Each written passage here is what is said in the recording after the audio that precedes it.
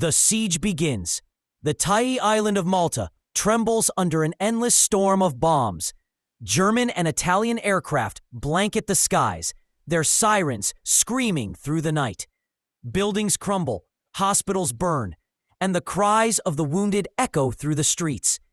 Every explosion feels like the end of the world. Malta, a dot in the Mediterranean, becomes the most heavily bombed place on Earth. The impossible situation.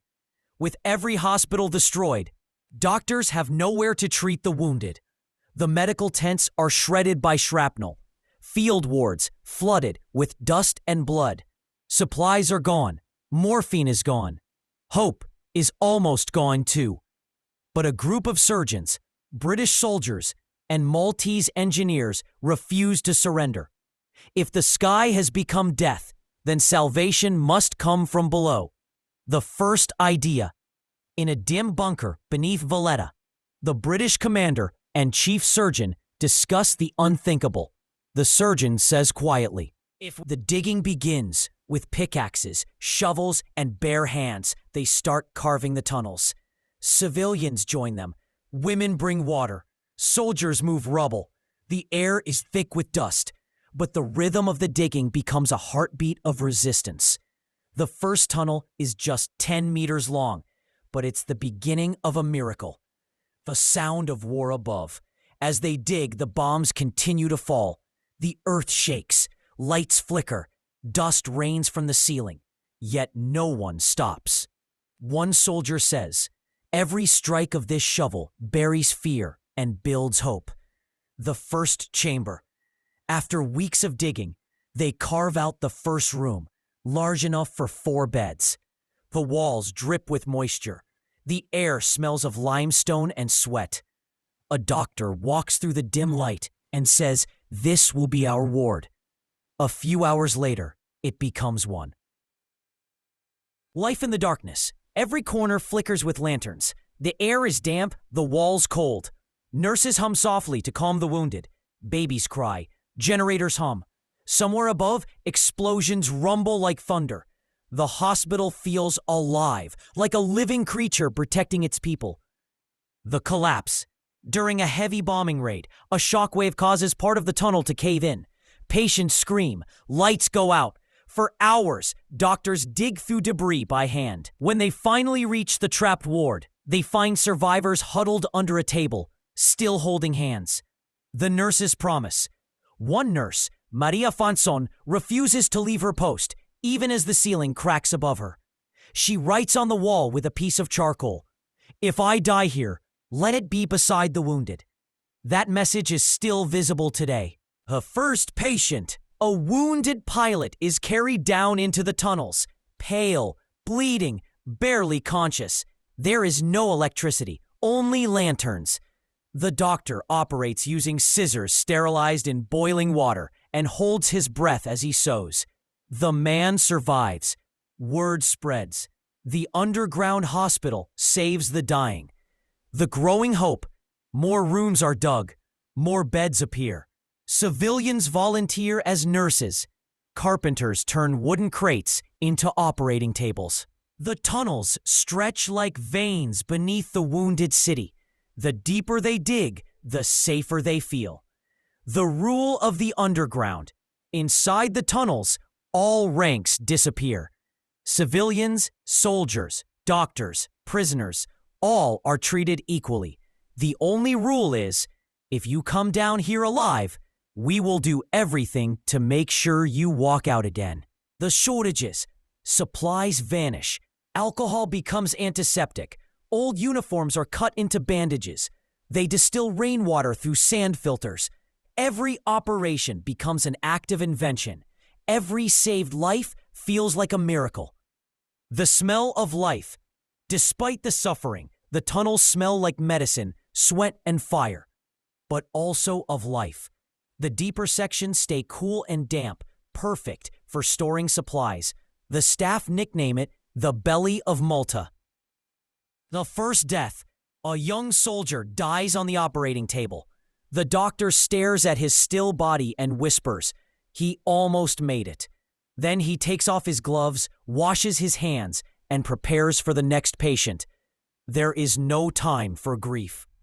The expansion. More miners join. Engineers design new chambers, operating theaters, a pharmacy, even an underground chapel. The sound of drills and hammers fills the night. The hospital grows like a labyrinth beneath the rock. The children of the war. Civilians bring their children to the tunnels during bombings. In one corner, a small boy draws planes on the wall. When asked why, he says, "So the sky knows we're still here." The woman who sang. A nurse with a soft voice sings to calm the patients during surgery. Her song echoes through the tunnels, masking the noise of pain. To many, it sounds like hope itself. The air runs thin. The deeper they dig, the less air there is. They build ventilation shafts using pipes from bombed buildings. Soldiers pedal bicycle chains to power fans that keep oxygen flowing. It's crude, but it works. The city beneath the city. By 1942, the hospital stretches more than a kilometer underground. It has wards, kitchens, and living quarters. It becomes a city beneath the city, a hidden world where the wounded find life while the surface burns. The wounded pilot. A British Spitfire pilot, his face burned and lungs full of smoke, is brought into the tunnels. Doctors treat him with seawater compresses and bandaged cloth. Weeks later, he returns to flight duty and drops a letter over the hospital site. "You saved me in the dark. Now I fight in the light." The German prisoner. A German airman is captured and brought to the hospital with a bullet wound. The doctors treat him without question. When he wakes, he whispers, "You saved the enemy." The Maltese nurse replies softly, "We only save the living." The hospital's secret. British intelligence secretly installs communication wires through the tunnels, connecting the hospital to the island's war command center. While one part heals, another directs battle above. Two wars, fought from the same underground world. The birth underground. One night, during an air raid, a woman gives birth in the lower ward. The lights flicker, the ground shakes, and the baby cries as the bombs fall. They name her Gloria, Latin for glory. She becomes the symbol of survival. The letter home. Major Douglas Weller, chief surgeon, writes to his wife, "We operate by candlelight, sometimes without anesthesia. Yet I've never seen such courage. Down here, every life feels sacred." He seals the letter, unsure if it will ever reach her. The endless raids. By early 1942, Malta has been bombed more than London, Berlin, and Warsaw combined. Above ground, nothing stands unscarred. The sound of explosions becomes a rhythm, predictable, terrible, and constant. Inside the tunnels, the wounded flinch with every blast. Dust falls like snow from the limestone ceiling, covering the beds and the bodies alike.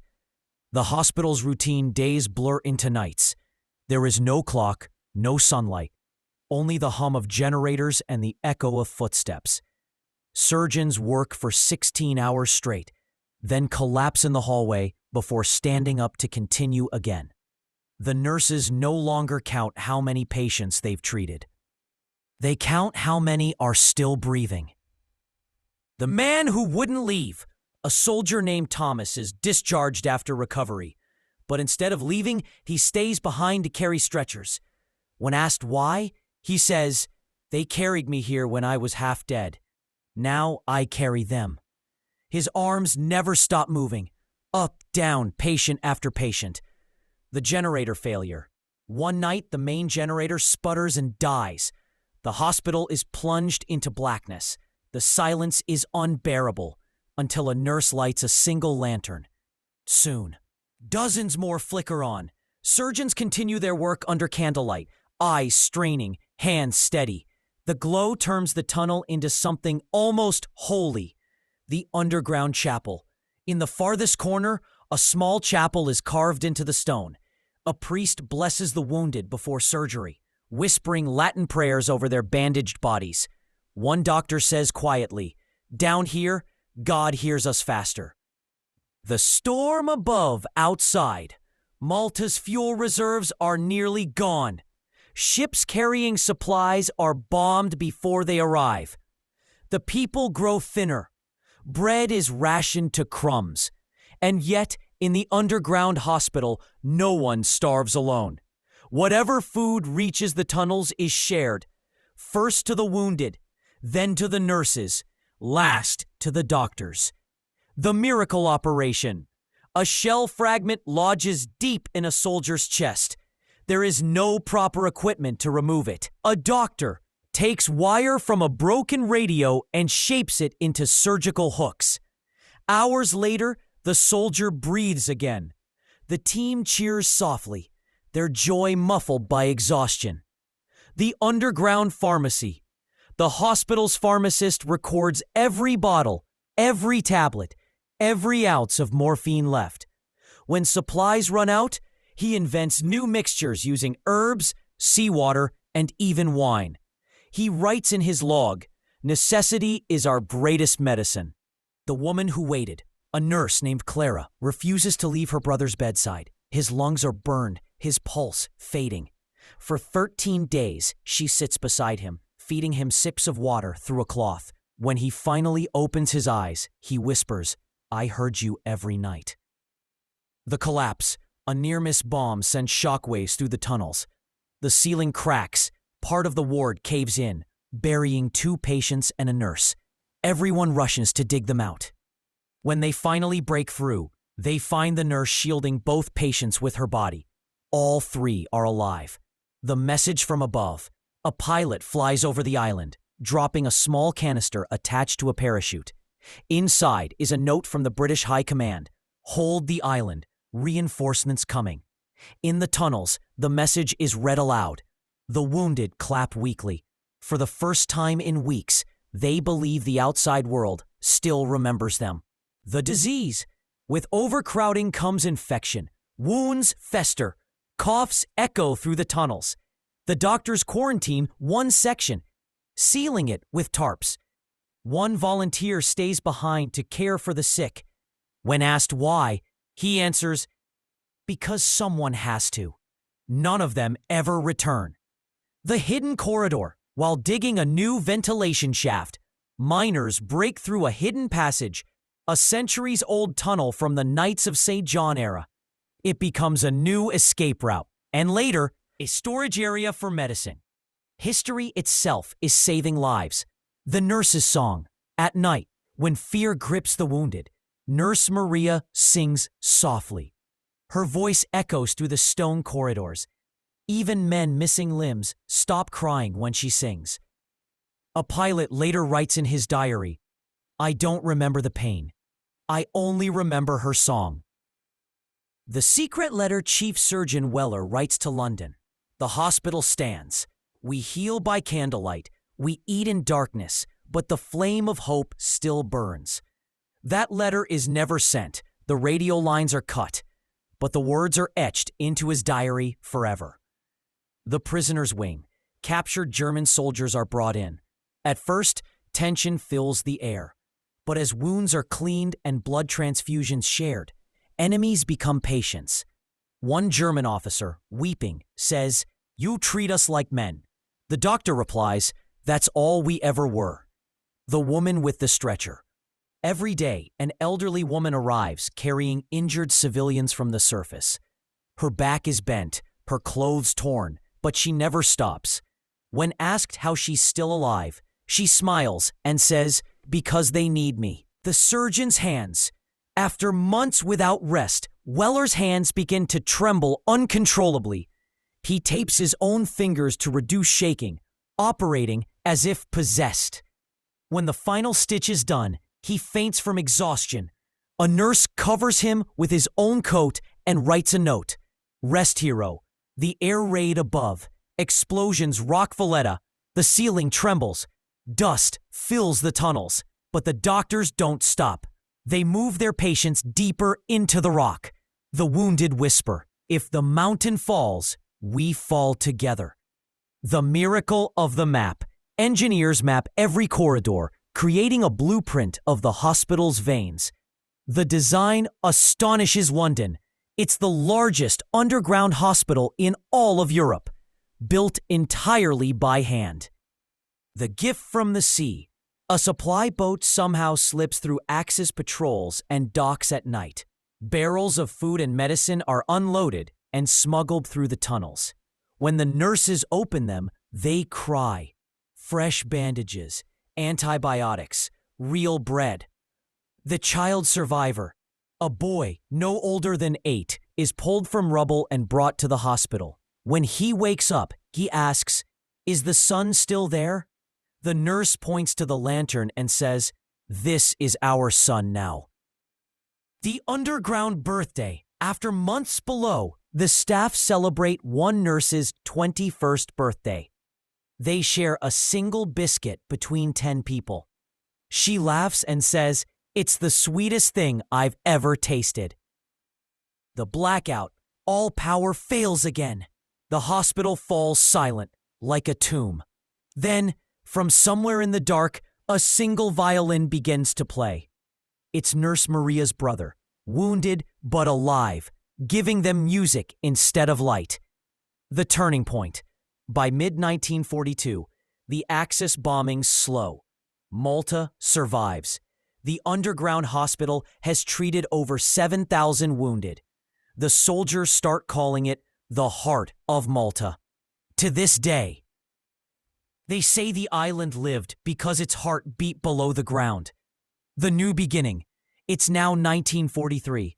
The siege has weakened, but the scars remain. Malta breathes again, barely. Inside the tunnels, the doctors still work as if the war hasn't ended. The wounded keep coming, and the underground hospital now runs like a machine built from courage and chaos. The expansion engineers and miners, now veterans of the earth, carve deeper into the limestone. They create new wards, kitchens, a sterilization room, and even a sleeping quarter for nurses. Every new tunnel feels like adding a heartbeat to the island itself. The underground pharmacy. Deep in a corner chamber, glass bottles line stone shelves, painkillers, antibiotics, and rare herbs. When morphine runs out, they make anesthetic for a crushed poppy and alcohol. A nurse jokes, "We don't need doctors anymore. We need magicians." The birth of the chapel. The staff dig out a small, arched chamber and place a wooden cross in it. This becomes the hospital's chapel. Every morning before surgery, doctors stand there for 1 minute. No words, just silence. They say that silence was louder than prayer. The healing without medicine. A local healer joins the hospital. She uses sea salt, olive oil, and crushed herbs to disinfect wounds. Her methods seem primitive, yet they work. The doctors call her the Angel of Salt. The pilot's promise. A British pilot, saved from near death, leaves a message carved into the wall. To those who worked in the dark, I will bring light again.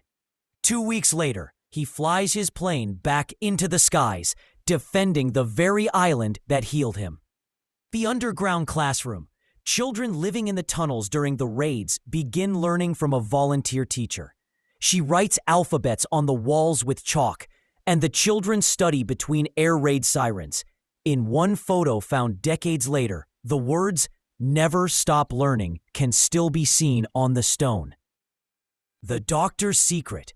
Chief Surgeon Weller hides all his patient logs in a metal box, burying it inside the tunnels. He writes in his final note, "If these tunnels are ever lost, let history know what happened down here." The storm outside. In March 1943, a massive air raid shakes the city. The tunnels hold, but the outer entrance collapses. For 2 days, the hospital is completely cut off. Food dwindles, air thins. People pray not for rescue, but for strength to save one more life. The miracle of the lamp. During those 2 days, A single oil lamp burns continuously, even though its oil should have run out hours earlier. Superstitious or not, the staff begin calling it the eternal light. The underground celebration. When they're finally dug out, everyone in the hospital cheers. They share bread and wine, laughing, crying, alive. Someone says, "We were buried, but not dead." The message from Churchill. Word reaches Malta. Prime Minister Winston Churchill has called the island the unsinkable aircraft carrier. The underground hospital staff listen on a crackling radio, proud but weary. To them, heroism feels heavier than glory. The soldiers return.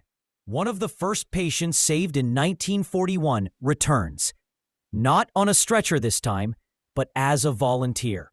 He helps carry the wounded, whispering to each one, "I was where you are now. Hold on." The wall of names. Nurses begin carving initials of every patient who survives into a wall near the main corridor. Years later, over 10,000 names cover that wall. It becomes a monument inside a tomb of stone. The doctor's confession. Dr. Weller writes in his diary, "We were supposed to heal the wounded, but these tunnels have healed us instead." The general's visit. British military officials descend underground for the first time. They are silent as they walk through the tunnels, through rows of cots, wounded soldiers, and exhausted doctors. One general removes his cap and says softly, This is what victory looks like." The wounded enemy. A captured German pilot regains consciousness in the ward. He looks around, confused, and says, "Am I in heaven?" A nurse replies, "No, just Malta." The patient who refused to die. A Maltese soldier with 3 gunshot wounds is pronounced dead. Minutes later, his pulse returns. When he recovers, he says maybe even death was afraid to come down here. The tunnel collapse. Another bomb cracks the main tunnel. Doctors and engineers work side by side to repair it. The tunnels groan and shake, but hold. They have survived everything. Bombs, hunger, fear. The City of Angels. A British journalist visits Malta and writes an article titled "The City of Angels Beneath the Stone." The name spreads worldwide. Donations and medical supplies begin arriving from across Europe. For the first time, the underground hospital becomes known beyond the island. The last raid. April 1943. The final German air raid on Malta. The island holds its breath as planes roar overhead one last time. When the all-clear siren finally sounds, people in the tunnels weep. The war has changed course. The silence after war. When the bombing ends, the tunnels feel different. Too quiet. Doctors still walk the halls expecting more wounded, but none come. They sit together, silent, realizing that for the first time in years, peace feels real. The hospital's legacy. Over 10,000 lives have passed through the underground hospital. Soldiers, civilians, mothers, children, enemies, all treated under one rule. Every life matters. The post-war years. After 1945, the tunnels are used as a peacetime hospital. Civilians are treated for illness, birth, and injury. The same walls that once heard screams now echo with laughter and newborn cries. The Forgotten Passage. By the 1960s, the tunnels are sealed. New hospitals rise above ground, and the old underground world fades from memory. For decades, no one remembers the miracle beneath the rock, but the island still whispers its name. The tunnels sleep for nearly 50 years. The underground hospital lies silent. The entrances are sealed with concrete. The corridors filled with dust. The island above grows modern. New buildings, new generations. But beneath their feet rests the heartbeat that once saved Malta. The Forgotten Records. In 2010, during a renovation near Valletta, workers uncover a rusted metal box. Inside are faded photographs, doctors in uniforms, nurses smiling under dim lamps. Handwritten, the first footsteps in 50 years. Their boots echo through endless stone corridors. Beds are still there, rusty but intact. Surgical instruments rest on tables. Empty bottles line the walls. One explorer whispers, "It's like they just left yesterday." The ghost light. When they reach the main ward, a strange thing happens. One of the old bulbs flickers to life for a second. No electricity, no connection, just a pulse of light. They stand in silence.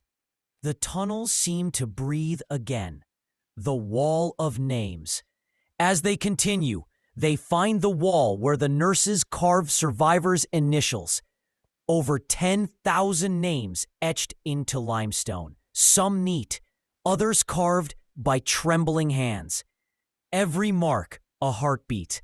Every letter, a person who refused to die. The preserved operating room. In the central chamber, they find an operating table, rusted but still standing. A lamp hangs above it. A blood-stained cloth rests on the corner, frozen in time, untouched for 70 years. It's not eerie, it's sacred. The diary. Inside a drawer, the explorers find a leather-bound diary.